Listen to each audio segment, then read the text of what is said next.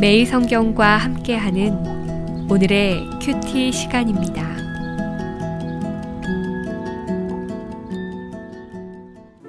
요한계시록 4장 1절에서 11절입니다. 2일 후에 내가 보니 하늘에 열린 문이 있는데 내가 들은 바 처음에 내게 말하던 나팔 소리 같은 그 음성이 이르되 이리로 올라오라. 이후에 마땅히 일어날 일들을 내가 내게 보이리라 하시더라. 내가 곧 성령에 감동되었더니 보라, 하늘에 보좌를 베풀었고 그 보좌 위에 앉으신 이가 있는데 앉으신 이의 모양이 벽옥과 홍보석 같고 또 무지개가 있어 보좌에 둘렀는데 그 모양이 녹보석 같더라. 또 보좌에 둘려 24 보좌들이 있고 그 보좌들 위에 24 장로들이 흰옷을 입고 머리에 금관을 쓰고 앉았더라. 보좌로부터 번개와 음성과 우레소리가 나고 보좌 앞에 켠 등불 7이 있으니 이는 하나님의 7 영이라. 보좌 앞에 수정과 같은 유리 바다가 있고 보좌 가운데와 보좌 주위에 4 생물이 있는데 앞뒤에 눈들이 가득하더라. 그 첫째 생물은 사자 같고 그 둘째 생물은 송아지 같고 그 셋째 생물은 얼굴이 사람 같고 그 넷째 생물은 날아가는 독수리 같은데 4 생물은 각각 6 날개를 가졌고 그 안과 주위에는 눈들이 가득하더라.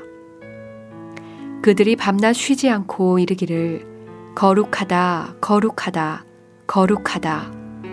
주 하나님, 곧 전능하신 이여, 전에도 계셨고 이제도 계시고 장차 오시리시라 하고 그 생물들이 보좌에 앉으사 세세토록 살아계시는 이에게 영광과 존귀와 감사를 돌릴 때에 24 장로들이 보좌에 앉으신 이 앞에 엎드려 세세토록 살아계시는 이에게 경배하고 자기의 관을 보좌 앞에 들이며 이르되 우리 주 하나님이여 영광과 존귀와 권능을 받으시는 것이 합당하오니 주께서 만물을 지으신지라. 만물이 주의 뜻대로 있었고 또 지으심을 받았나이다 하더라. 오늘도 묵상하는 말씀을 통하여 하나님의 풍성한 은혜 누리시기를 소망합니다. 요한계시록은 가장 명백하고 선명하게 하나님 나라에 대한 비전을 제시하는 성경으로 요한계시록이 쓰인 시대적 배경은 교회가 로마 제국의 압도적인 이데올로기에 동화되어 정체성과 사명을 잃어가는 상황이었습니다. 그래서 하나님께서는 사도 요한을 통해서 계시록의 메시지를 작성하게 하셨습니다. 그 가운데 오늘 본문은 7 교회에 그리스도께서 편지를 보내신 이후 하나님께서 요한을 하늘 보좌 예배에 참석시키시는 환상에 관한 이야기를 다루고 있습니다.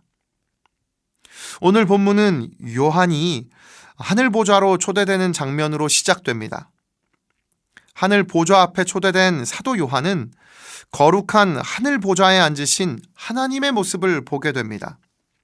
그리고 그 주변에 24명의 장로들과 4 생물이 하나님의 거룩하심과 영광을 끊임없이 찬양하는 예배의 장면을 보게 됩니다. 본문을 보면 이들은 밤낮 쉬지 않고 하나님의 거룩하심을 찬양하며 주 하나님 곧 전능하신 이여 전에도 계셨고 이제도 계시고 장차 오시리가 하나님이심을 계속해서 찬양합니다.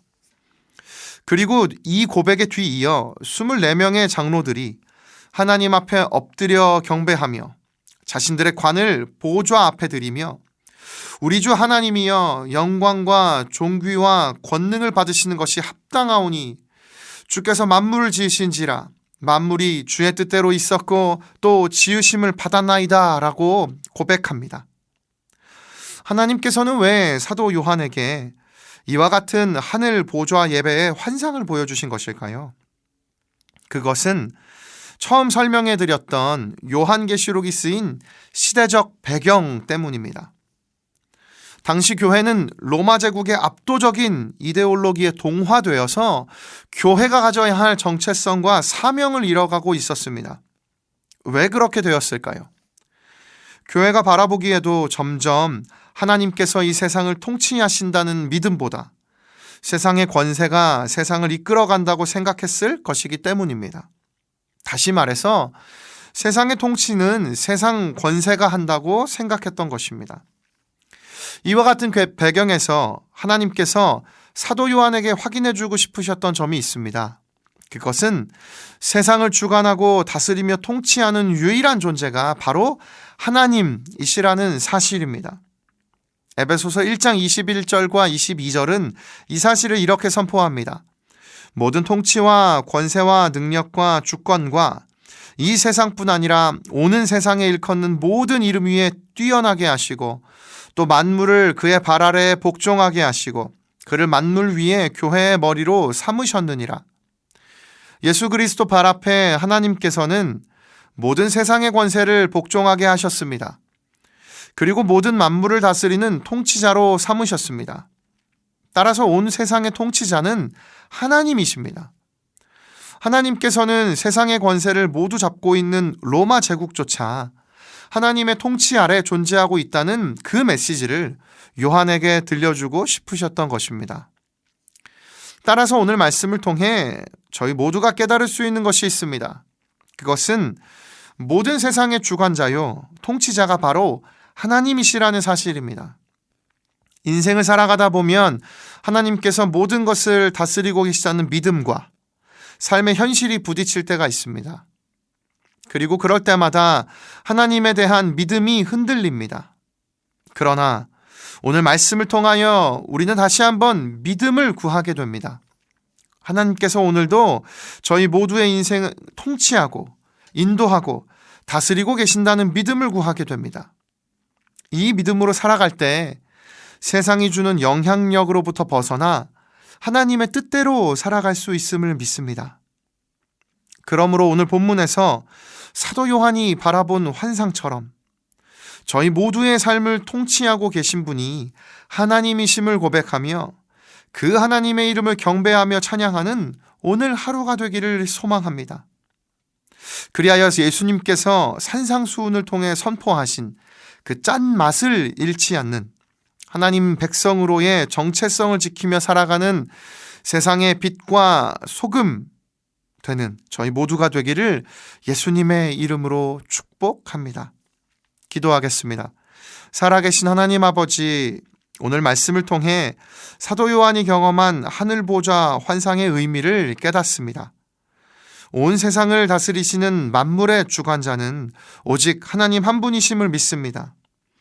그 하나님께서 오늘 저희 모든 인생을 눈동자처럼 바라보시고 돌보심을 믿습니다.